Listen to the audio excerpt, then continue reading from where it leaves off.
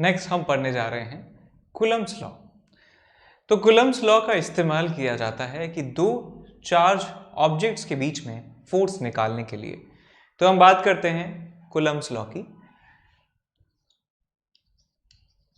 Coulomb's law, Coulomb's law. तो पहले तो इसका डोमेन देखें कि ये किन किन कंडीशन में हम इस लॉ को इस्तेमाल कर सकते हैं डायरेक्टली। वो ये है कि if linear dimension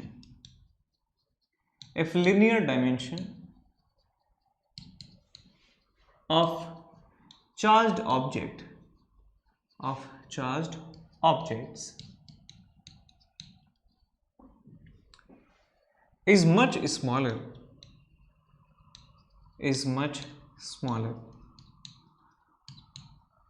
than the distance between them,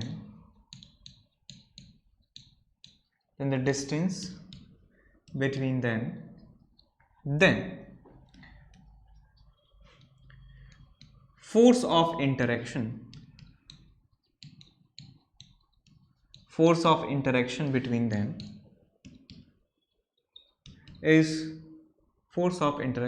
them is देखिए, तो लीनियर डायमेंशन का मतलब है कि मान लीजिए हमारे ऑब्जेक्ट का शेप स्फेरिकल है, तो उसकी लीनियर डायमेंशन का मतलब उसकी रेडियस और उसकी डायमीटर से की जा रही है। यदि कोई ऑब्जेक्ट स्क्वायर शेप का है, क्यूब शेप का है, तो उसकी जो साइड लेंथ है उसके बारे में बात की जा रही है कि ऑब्जेक्ट्स जो चार्ज्ड ऑब्जेक्ट्स हैं उनका जो साइज है, उनका जो लीनियर डायमेंशन है, वो उनके सेपरेशन के कंपैरिजन में बहुत बहुत कम है। कि मान लीजिए उनके बीच में सेपरेशन जो है यदि 10 मीटर है, तो उन ऑब्जेक्ट्स के जो साइजेस हैं, ऑब्जेक्ट्स की जो रेडियस हैं, वो 1 सेंटीमीटर के बराबर है। कुछ ऐसा, कुछ बहुत ज़्यादा जो है अंतर उनमें होना चाहिए, उनके बीच का डिस्टेंस और उनके साइज में। तो एक मान लीजिए आपके पास दो ऑब्जेक्ट्स हैं और इस ऑब्जेक्ट को कह दीजिए, इस ऑब्जेक्ट का नाम है ए और इस दूसरे ऑब्जेक्ट का नाम कह सकते हैं लेट्स से बी के बराबर है। इन ऑब्जेक्ट्स के साइजेस जो हैं बहुत स्मॉल हैं compare to the distance between them. इस पे चार्ज मान लिया, इस पे चार्ज की जो वैल्यू है वो Q1 के बराबर है, इसके ऊपर जो चार्ज की वैल्यू है वो Q2 के बराबर है। ये पॉजिटिव हो सकता है, नेगेटिव हो सकता है, जीरो हो सकता है, पॉजिटिव नेगेटिव जीरो कुछ भी हो सकता है। तो इनके बीच में जो फोर्स ऑफ इंटरएक्शन है, इंटरएक्शन लिखा है, इंटरएक्शन, ये एक अट्रैक्टिव फोर्स भी हो सकता है, ये एक रिपल्सिव फोर्स भी हो सकता है। तो यहां पे मैंने एक जनरल वर्ड इस्तेमाल किया है दैट इज इंटरएक्शन। तो यहां पे मैं कहूंगा कि जो फोर्स ऑफ इंटरएक्शन का मैग्नीट्यूड है बेटा, जो फोर्स ऑफ इंटरएक्शन का मैग्नीट्यूड है, इसकी वैल्यू जो है वो प्रोपोर्शनल होती है इनके चार्जेस के मल्टीप्लिकेशन के मैग्नीट्यूड के। तो ये Q1 और Q2 के मैग्नीट्यूड के प्रोडक्ट, या कह सकते हैं कि इनके प्रोडक्ट के मैग्नीट्यूड के प्रोपोर्शनल होता है। और इनके बीच का जो सेपरेशन है, इनके बीच का सेपरेशन का मतलब सेंटर टू सेंटर जो सेपरेशन है लेट्स से r के बराबर है, और इनके सेपरेशन, इनके बीच का जो डिस्टेंस है उसके स्क्वायर के इनवर्सली प्रोपोर्शनल होता है। तो लाइन में आगे हम लिखेंगे the magnitude then the force of interaction between them is directly proportional to product of charges का magnitude and inversely proportional to r square। तो ये रिलेशन होता है, ये होता है आपका कूलम्ब्स लॉ। अब यहाँ पे बात ये है कि क्योंकि फोर्स जो है वो r स्क्वायर के इनवर्सली प्रोपोर्शनल है, तो इस लॉ को हम इनवर्स स्क्वायर लॉ भी कहते हैं। तो इसको आप कूलम्ब्स लॉ भी कह सकते हैं, Coulomb's law, this is Coulomb's law. और इसको इनवर्स स्क्वायर लॉ भी कहा जाता है, inverse square law, inverse square law because this force is inversely proportional to square of distance between the charged particles। अब यदि इस प्रोपोर्शनलिटी साइन को हटा दिया जाए, इस प्रोपोर्शनलिटी साइन को हटा दिया जाता है, तो फोर्स को हम लिखते हैं K into Q1 Q2 by R square. Q1 Q2 by R square, इस फोर्स की वैल्यू हम लिख सकते हैं। This is magnitude of force is equal to K into Q1 into Q2 का magnitude divided by R square. This force is called coulombic force. इसको coulombic force कहा जाता है, कूलम्बिक फोर्स। और ये जो K है बेटा, इस K को कहा जाता है कूलम्ब्स कांस्टेंट, कूलम्ब्स कांस्टेंट। और इसकी वैल्यू जो होती है, ये जो है वैल्यू, इसकी वैल्यू होती है 9 इंटू 10⁻⁹ न्यूटन मीटर स्क्वायर पर कूलम स्क्वायर इन वैक्यूम। अभी इसके बारे में बात करेंगे। अभी वैल्यू याद रखें कि ये जो आपके पास प्रोपोर्शनलिटी कांस्टेंट था, इसकी वैल्यू है 9 × 10⁹ न्यूटन मीटर स्क्वायर पर कूलम स्क्वायर। और यहाँ पे जो चार्जेस की मैग्नीट्यूड है Q1 Q2 जो है चार्जेस हैं उन ऑब्जेक्ट्स के ऊपर, सब जानते ही हैं। R जो है वो डिस्टेंस बिटवीन देम है। तो यहाँ पे हम लिख के भी आए कि R क्या है। जब भी आप कोई फॉर्मूला लिखें, जब भी आप कोई फॉर्मूला किसी क्वेश्चन में इंट्रोड्यूस कर रहे हैं, आप बता रहे हैं उनको, तो आप उन सारे फॉर्मूले में इस्तेमाल होने वाली जो क्वांटिटीज हैं उनके बारे में जरूर डिस्क्रिप्शन दें। आप समझें कि आपका जो एग्जामिनर है वो एक 10th क्लास का बच्चा है, उसको कुछ नहीं पता के क्या है, नहीं पता, उसको फॉर्मूला आते ही नहीं, फिजिक्स आते ही नहीं, भूल गया वो, 1 साल से पढ़ा नहीं, भूल गया वो। तो हमें एक एक चीज को एक्सप्लेन करना है, जैसे हम किसी बच्चे को समझा रहे हो। तो यहाँ पे हम R के बारे में लिखेंगे, R is distance between them, distance between them. हो सकता है कि मैं किसी टाइम कंस्ट्रेंट की वजह से किसी फॉर्मूले में मिस कर दूं कि ये चीज़ लिखना, लेकिन आपको सारे क्वेश्चंस में जो फॉर्मूले इस्तेमाल हो रहे हैं उनके बारे में लिखना है कि ये फॉर्मूला कब लगाया जाता है और इसमें जो इस्तेमाल होने वाली जो क्वांटिटीज़ हैं उनके नाम क्या है, इनका क्या मतलब है, वो बातें आप ज़रूर लिख कर आएँ। तो R is the distance between them and Q1 Q2 are charges, Q1 Q2 are charges, Q1, Q2 are charges on bodies, charges है। अब इसके बारे में बात करते हैं के बारे में। के जो है, के इसकी वैल्यू होती है 1/4 pi epsilon not, 1/4 pi epsilon not. Epsilon not spelling जरूर देख लें, एप्सिलॉन नॉट, एप्सिलॉन नॉट। अब नॉट का मतलब है एप्सिलॉन और उसके आगे नॉट का मतलब है कि ये वैक्यूम के लिए डिफाइन किया गया है। ये जो क्वांटिटी है epsilon, this is for vacuum, is called epsilon not. और एप्सिलॉन नॉट जो है, एप्सिलॉन नॉट इस कह सकते हैं, this is called permittivity, permittivity of vacuum, of vacuum. Vacuum को फ्री स्पेस भी कहा जाता है, क्योंकि वैक्यूम की परिभाषा यही है कि एक ऐसा सराउंडिंग जहां पर ऐसा एक स्पेस जहां पर कोई भी किसी भी तरीके का मटेरियल प्रेजेंट ना हो, उसको वैक्यूम कहा जाता है। सो परमिटिविटी ऑफ फ्री स्पेस है और इसकी वैल्यू आती है लगभग 8.85 × 10⁻⁻12। ये इसकी वैल्यू होती है। और यदि हम 4 पाई और एप्सिलॉन नॉट तीनों की वैल्यू पुट कर देते हैं तो हमें कूलम्स कांस्टेंट मिल जाता है और ये वैल्यू आती है 9 × 10⁹, 9 × 10⁹, ये इसकी वैल्यू होती है। अब इस फोर्स के बारे में बात करते हैं कि ये जो फोर्स है इसमें हमने इस्तेमाल किया है 1/4 पाई एप्सिलॉन नॉट। इसका मतलब ये फोर्स जो है ये वैक्यूम में निकाला गया है, ये वैक्यूम में निकाला गया है, वैक्यूम में। So the Coulombic force in free space, in vacuum कह सकते हैं। सर वैक्यूम इतना कर रहे हैं तो क्या ये मीडियम पे डिपेंड करता है? तो इसका जवाब है हाँ, ये मीडियम पे भी डिपेंड करता है ये फोर्स। अभी प्रॉपर्टीज में लिखेंगे और समझेंगे कि कैसे मीडियम पर डिपेंडेंसी इसकी होती है। तो ये हमारे पास फोर्स हो गया। इस फोर्स की कुछ प्रॉपर्टीज के बारे में पढ़ते हैं। फोर्स की कुछ properties, property of Coulombic force, Coulombic force. पहली इसकी प्रॉपर्टी ये है कि ये जो फोर्स है ये एक कंजर्वेटिव टाइप का फोर्स है। So conservative type of force,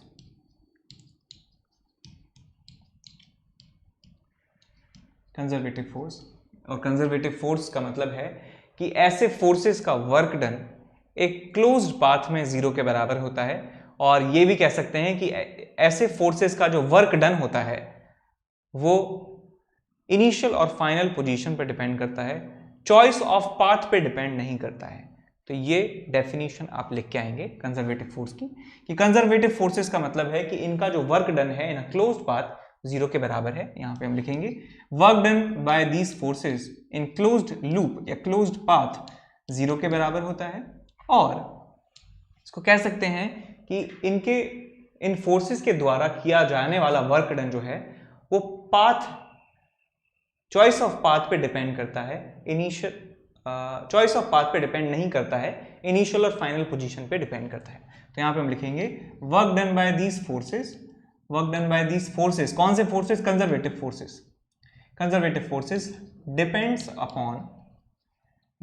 upon initial and final location, initial और फाइनल पोजीशन, इनिशियल और and final location, but does not depend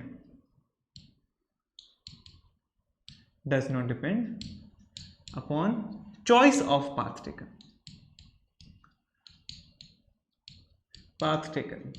ये बात भी आप यहाँ पे याद रखें। दूसरी बात ये है कि ये फोर्सेस जो हैं ये सेंट्रल फोर्सेस हैं, these are the central forces. Central forces का मतलब ये है कि यदि दो ऑब्जेक्ट्स यहाँ पे रखे हैं, चार्ज्ड ऑब्जेक्ट्स, तो इनके बीच में जो कूलम्बिक फोर्स होगा that will be along the line joining the centre of two objects. इन दोनों ऑब्जेक्ट के सेंटर से सेंटर के बीच में जो लाइन यदि हम ज्वाइन कर देते हैं, इसका सेंटर मान लीजिए यहाँ पर है C1 के बराबर, इसका सेंटर यहाँ पे है C2 के बराबर, इन C1 C2 को यदि हम ज्वाइन कर देते हैं एक लाइन से, तो इस लाइन के अलोंग ही होने वाले हैं फोर्सेस। यदि मान लीजिए दोनों एक दूसरे, ये दोनों पॉजिटिव चार्जेस हैं या दोनों नेगेटिव चार्जेस हैं, तो एक दूसरे को रिपेल करेंगे, तो फोर्सेस जो हैं वो कुछ इस तरीके से होने वाले हैं। इस पे फोर्स इस लाइन के अलोंग और इसके ऊपर फोर्स जो है वो इस लाइन के अलोंग होने वाला है। यदि ऑपोजिट चार्जेस होते तो फोर्सेस की जो डायरेक्शन है वो इस तरफ से होती। तो फोर्सेस सेंटर को ज्वाइन करने वाली लाइन के अलोंग होते हैं। यहाँ पे लिख भी लेंगे, सेंट्रल फोर्सेस का मतलब है कि forces will be along the line joining centers of objects, उन ऑब्जेक्ट्स के सेंटर जो हैं उनको ज्वाइन करने वाली लाइन के अलोंग ही फोर्सेस लगने वाले हैं। उसके बाद तीसरा जो है, this force depends upon medium,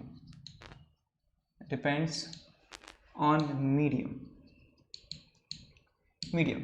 अब ये बात जो है थोड़ी सी ट्रिकी है, इंपॉर्टेंट भी है, आप इसको याद रखना कि यदि एक मीडियम है, मान लीजिए हमारे पास एक दो चार्जेस हैं, चार्ज है Q1 और दूसरा चार्ज है यहाँ पे Q2, दो चार्जेस हैं Q1 Q2, इनके बीच का सेपरेशन है R और इनके बीच में जो मीडियम है वो एयर है या वैक्यूम भी आप ले सकते हैं, वैक्यूम या एयर भी ले सकते हैं। वैक्यूम है, दोनों एक ही मतलब नहीं है, वैक्यूम अलग है, एयर अलग है, लेकिन हम इनके बीच में जो फोर्स है उसको जब निकालते हैं, इनके बीच में जब फोर्स निकालते हैं तो एयर और वैक्यूम को एक ही समान मानते हैं। एयर और वैक्यूम अलग अलग चीजें हैं वैसे तो, लेकिन जब हम कूलम्बिक फोर्सेस की बात करते हैं तो हम एयर और वैक्यूम को ऑलमोस्ट बराबर मान लेते हैं कि एयर में जितना फोर्स है उतना ही फोर्स वैक्यूम में लगने वाला है। इनके बीच में जो फोर्स लगता है कूलम्बिक फोर्स, इन दोनों के बीच में फोर्स, ध्यान रखें मैंने क्या लाइन बोली है, इन दोनों के बीच में force, forces between them, attractive forces between them या रिपल्सिव फोर्सेस बिटवीन देम। तो यहां पे मैं लिखूंगा कि कूलम्बिक फोर्स बिटवीन देम जो होता है वो होता है 1/4 epsilon not into Q1 Q2 bye R²। ऐसे आप लिख सकते हैं, इसको ऐसे लिख सकते हैं 1/4 epsilon not Q1 Q2 bye R²। यदि इन दोनों ऑब्जेक्ट्स के बीच में मीडियम कुछ अलग हो जाता है, इनके बीच में मीडियम मान लीजिए कुछ अलग हो जाता है, तो यहाँ पे मैं लिखूंगा लेट्स से कि इन चार्जेस Q1 और Q2 के बीच में कोई दूसरा मीडियम आ जाता है, अनदर मीडियम। अब क्या है कि मीडियम के लिए एक क्वांटिटी डिफाइन की गई है जिसको हम कहते हैं डाइलेक्ट्रिक कांस्टेंट या रिलेटिव परमिटिविटी उसको कहा जाता है। तो जब भी कोई मीडियम आपको दिया होगा तो इस मीडियम के लिए आपको डाइलेक्ट्रिक कांस्टेंट वहां पे दिया होगा, डाइलेक्ट्रिक कांस्टेंट के इसको ही रिलेटिव परमिटिविटी कहा जाता है। रिलेटिव परमिटिविटी डाइलेक्ट्रिक कांस्टेंट और रिलेटिव परमिटिविटी, इस पे भी बेस्ड क्वेश्चन आ चुका है इसलिए कराया जा रहा है। और इनके बीच का सेपरेशन R है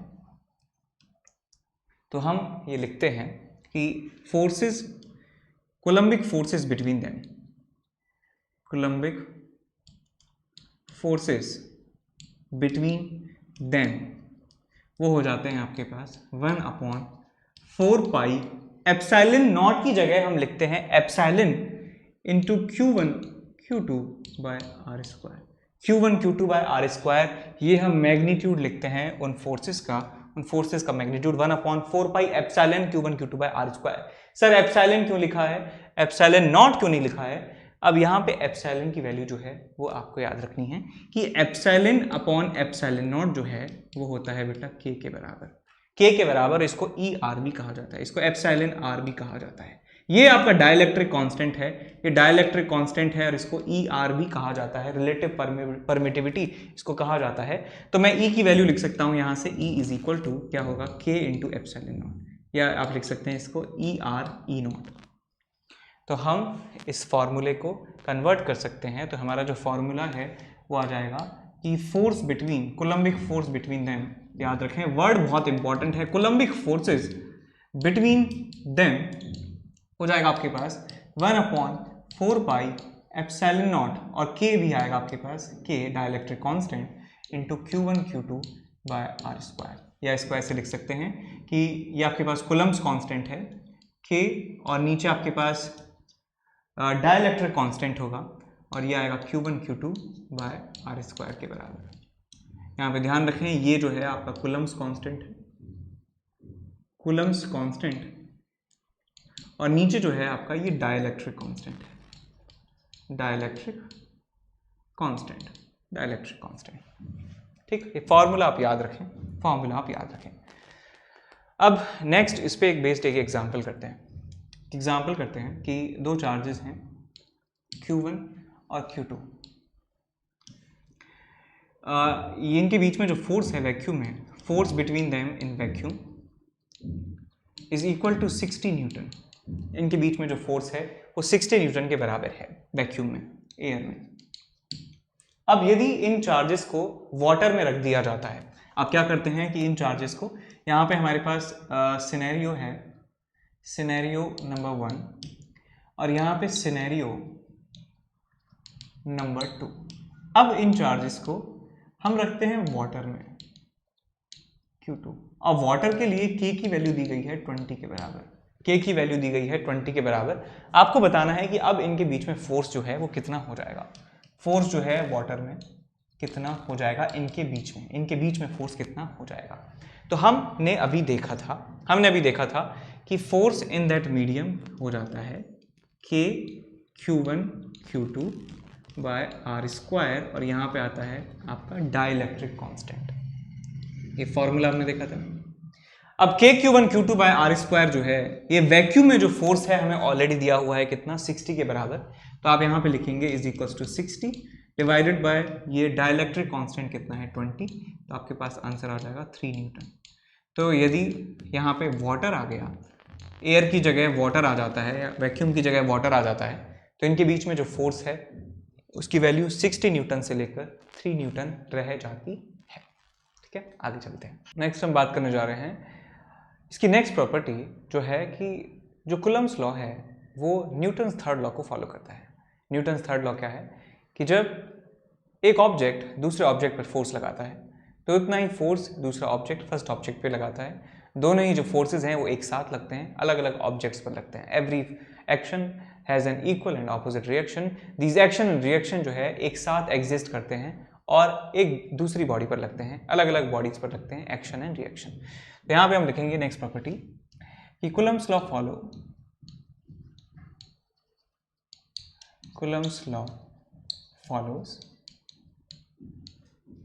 Newton's third law of motion.